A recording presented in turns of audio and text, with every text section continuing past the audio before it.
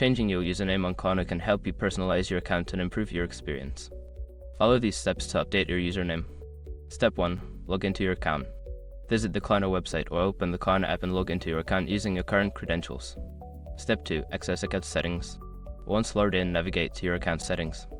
This is usually found in the menu, often represented by your profile picture or an icon. Step 3. Select username option. In the account settings menu, look for the option to change your username. This may be labeled as username, profile, or something similar.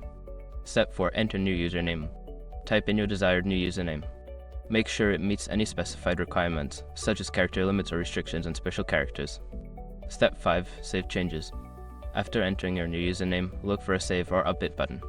Click it to confirm your changes and ensure your new username is applied to your account.